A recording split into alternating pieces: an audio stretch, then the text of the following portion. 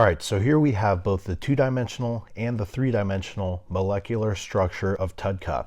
And what I wanted to show you with this is that here, especially in the three-dimensional structure, you can see exactly what parts of TUDCA are more water-soluble.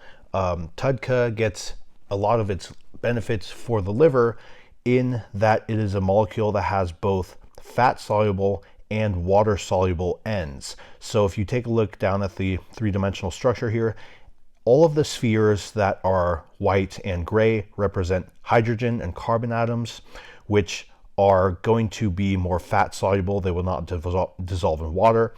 And all the other colors that you see will be things like oxygen, nitrogen, sulfur, and a couple of other oxygen groups on the sulfur.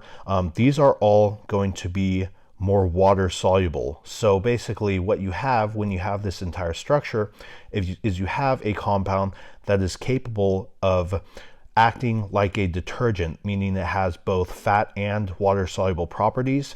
So this molecule of TUDCA, we can see whenever it comes in the liver, it's going to be able to clear out the more fat soluble, which tend to be more toxic bile acids that will accumulate in the liver if you're having some sort of liver issues, if you're facing liver inflammation, elevated liver enzymes. So I thought this was just a really cool way to detail this out, and so you guys can take a three-dimensional look at this structure. And of course up here we can circle, this is more of the water soluble part right here, and then these oxygen groups down here. And of course, the rest of it, kind of this area here, is going to be the more fat soluble properties. So you can just see in three-dimensional space how this molecule can then interact with both fat soluble and water soluble molecules in your liver, and tend to be more beneficial towards liver function.